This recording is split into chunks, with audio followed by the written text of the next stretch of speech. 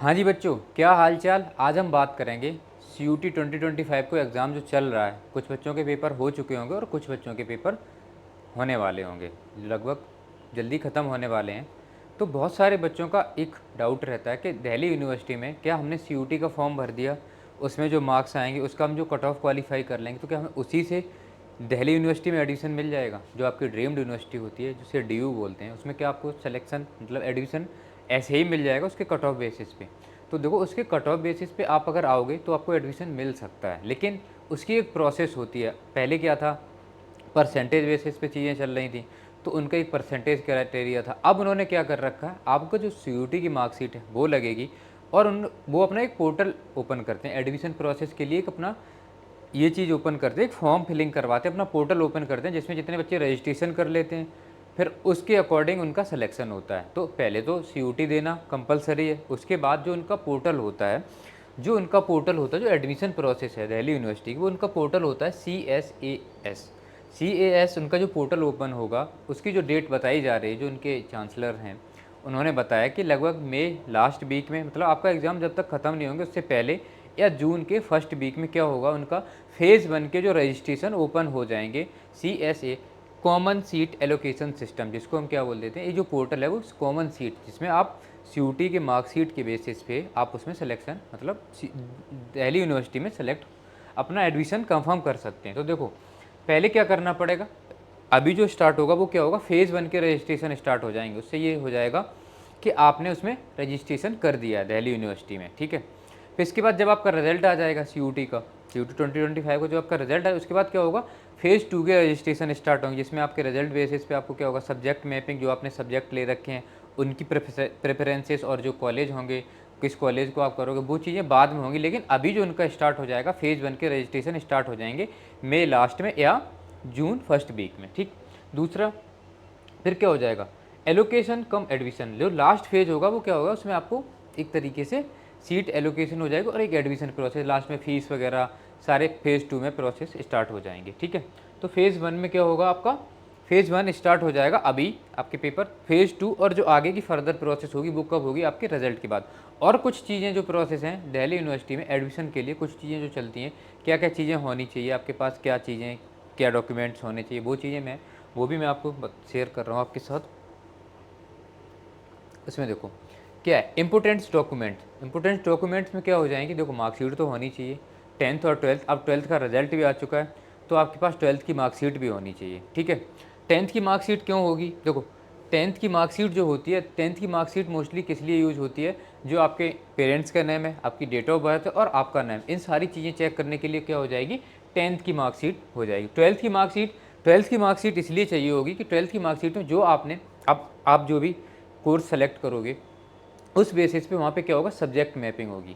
Suppose करो कि आपने वहाँ पे आपको एडमिशन मिल रहा है, तो उसमें जो सब्जेक्ट आपने CUT में भर रखा था, मतलब फिजिक्स, और CUT में पेपर आपने फिजिक्स का दिया, 12th में आपके पास फिजिक्स नहीं थी, तो आप आगे फर्दर एडमिशन नहीं ले सकते। जो भी सब्जेक्ट कॉम्बिनेशन होगा, जो सब्जेक्ट मैपिंग होगी वो वहाँ पे चाहिए होगी। तो 12th की मार्कशीट इसलिए हो जाएगी और उससे चीज़ें ये क्लियर हो जाएंगी, जो सब्जेक्ट आप, जो प्रेफरेंस आप फिल कर रहे हो, वो आपके पास सब्जेक्ट 12th में था या नहीं है, ठीक है। दूसरा क्या होना चाहिए, फ़ोटो, जो आपने फ़ोटो फॉर्म पे लगाया हुआ है, जब फॉर्म फिल किया था तब वो फ़ोटो होना चाहिए। और आपके पास सिग्नेचर, जो आपने सिग्नेचर किए थे भाई, सेम सिग्नेचर, मतलब ऐसा नहीं है आपने किसी और से करवा के लगा दी। कभी कभी ऐसा हो जाता है ना कि कैफ़े वाले के पास गए, सिग्नेचर नहीं तो उसने अपने करके लगा दिया, इसी नाम से हिंदी में नाम लिख दिया। तो आपको सेम वही चीज़ पता होनी चाहिए कि आपने कैसे सिग्नेचर किए थे, कि आप वैसे ही सिग्नेचर कर पाओगे। क्योंकि देखो, अब नॉर्मल पेपर तो आपको देने को मिल गया, अब यूनिवर्सिटी क्या है, देखो उन्हें तो कुछ ना कुछ गलतियां निकालनी है आप में, तो आप में ऐसे ही गलतियां निकाल के क्या करेंगे, वो थोड़ी भीड़ कम कर लेंगे। आप भटकते रहोगे तो आपका सिलेक्शन नहीं होगा, आपके नंबर भी होंगे पर आपको जो अपनी मनपसंद यूनिवर्सिटी है DU, वो नहीं मिलेगी। इसलिए वो चीज़ें, और मोबाइल नंबर, जो आपने मोबाइल नंबर, और एक चीज़ और, ईमेल एड्रेस, जो आपने अपने फॉर्म में ईमेल फिल किया था और जो मोबाइल नंबर फिल किए थे वो हैं। क्योंकि हो सकता है जब आप रजिस्ट्रेशन करो तो देखो बहुत सारी चीज़ें होती हैं, रजिस्ट्रेशन करोगे तो कभी कभी मेल पे भी पासवर्ड आता है और मोबाइल पे भी आता है, तो सेम आएगा, क्योंकि अब ये चीज़ें चेंज नहीं हो सकती जो चीज़ें हो चुकी हैं। तो ये सारी चीज़ें भी आपके पास होनी चाहिए, ठीक है।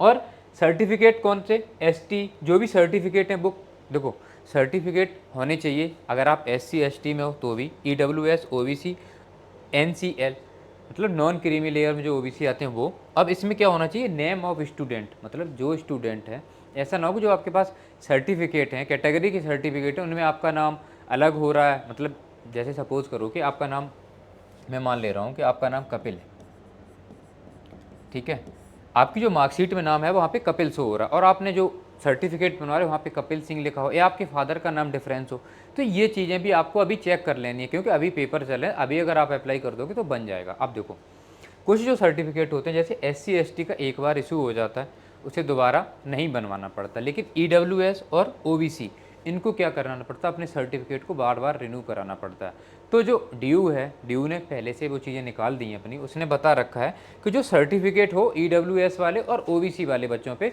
सर्टिफिकेट कब से पहले का नहीं होना चाहिए, मतलब 31 मार्च से पहले का नहीं होना। हो सकता है आपका, देखो अभी टाइम चल रहा है, 1 अप्रैल का है तो भी चल जाएगा अच्छे से, लेकिन अगर आपके यही 30 मार्च का है तो नहीं चलेगा।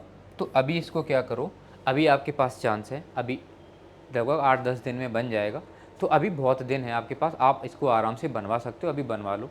और लेवल सेंट्रल लेवल का होना चाहिए, ऐसा नहीं कि आप किसी स्टेट से आ रहे हो, मान लो यूपी से आ रहे हो, बिहार से आ रहे हो, हरियाणा से आ रहे हो, तो आपके पास ये जो सर्टिफिकेट हैं, जो कैटेगरी सर्टिफिकेट हैं, वो आपके स्टेट लेवल के सर्टिफिकेट आपके नहीं चलेंगे। आपके पास किस लेवल के होने चाहिए, सेंट्रल लेवल के सर्टिफिकेट होने चाहिए, ठीक है। तो ये सारी चीज़ें थी, और जो चीज़ें आगे आती, अपडेट आती रहेगी, मैं आपको देता रहूँगा। आप कमेंट में बताना कि आपको किस चीज़ पे, किस यूनिवर्सिटी की चीज़ें चाहिए। थैंक यू, लगे रहो, आपका सिलेक्शन ज़रूर हो।